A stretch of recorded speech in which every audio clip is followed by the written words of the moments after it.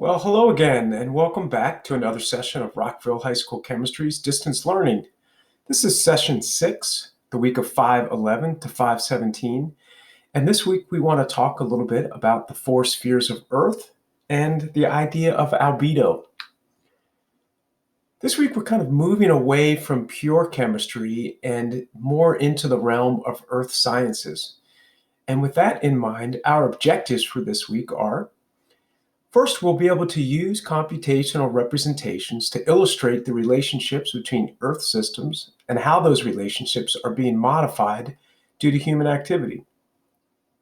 And next, our goal will be to analyze geoscience data and use the relationship from global climate models to make an evidence-based forecast of the current rate of global and regional climate change and associated impacts to Earth systems. Whew, that's a word salad.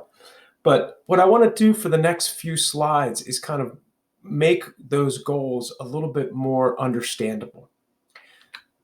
So a couple of terms that are going to be important for this week are geosphere, also known as the lithosphere, the atmosphere, hydrosphere, biosphere, the idea of radiative heat transfer, and lastly, the idea of albedo. Our two assignments for this week are both on Google Classroom. And the first one is a video and then Google Form on the four spheres and their interactions. The next objective or next assignment is an interactive albedo simulation that you will conduct. And then after working through that simulation, you can answer some questions on another Google Form. And as always, if you have any questions, go to Google Classroom or the Zoom sessions, or just email me. Okay, let's talk for a few minutes about the four spheres of Earth. Earth is a complicated system, and one way we can look at the system is by breaking it up into areas or spheres where different processes dominate. Those four spheres are the atmosphere, where we live and breathe, the biosphere, where all life is, the lithosphere, which is Earth, and the hydrosphere, which is water. And the video that you're going to watch will describe those four spheres and their interactions. And like I said, it's kind of an Earth science relationship to chemistry. And those are the four spheres of interest. Watch the video. And the important thing to get from that video is that these spheres exist and that they interact. And the interaction of those four spheres is what makes the whole Earth science system. The next idea we want to talk about is something that we talked about a couple weeks ago when we were discussing thermodynamics.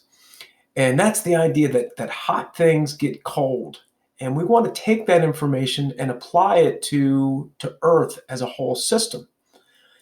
And so we talked about three ways that hot things get cold. One of them is by conduction.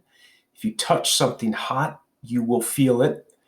Another one is through convection, and that is a pot of boiling water. You can see the convective currents rising from the bottom to the top.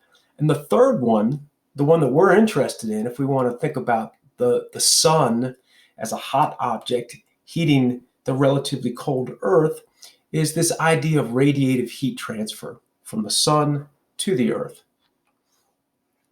And like I said, these are the three modes of heat transfer. And we're interested in this one over here, radiative heat transfer. In a big picture, the sun is transmitting energy in the form of radiation to Earth. And were it not for the sun, the Earth would be a cold ice ball traveling through space. But we know it's not. Now, this is a video showing the Earth rotating around the sun. And what you want to look at here, it's also got the moon orbiting the sun, is get the idea that the Earth is not uniform in its color. There are some places that are bright, some places that are dark, some places that are not experience as much sun as the other places. But in general, what you want to get from this video is that the Earth is receiving energy from the sun.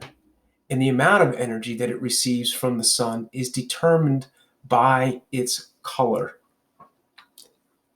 That introduces the idea of albedo.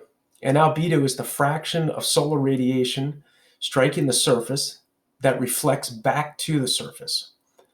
So different objects have different albedos because they have different colors.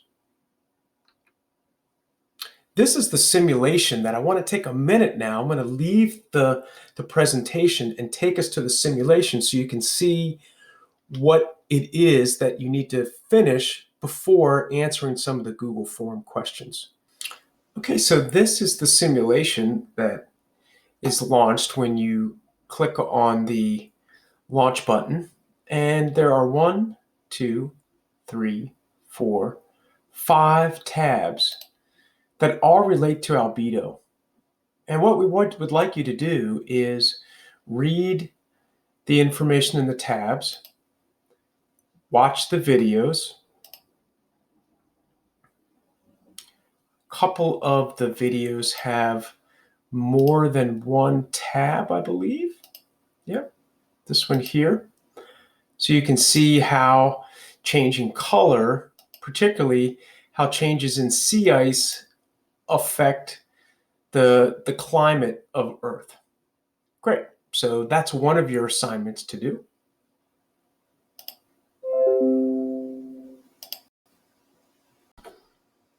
So once you've watched the video on the 4 spheres and their interaction, go to Google Classroom and complete this Google form. And then after you've done the simulation of albedo, go back to Google Classroom and complete this Google form on albedo. And as always, if you have any questions, show up for your Zoom session or send me an email. Take care, guys. Have a great week.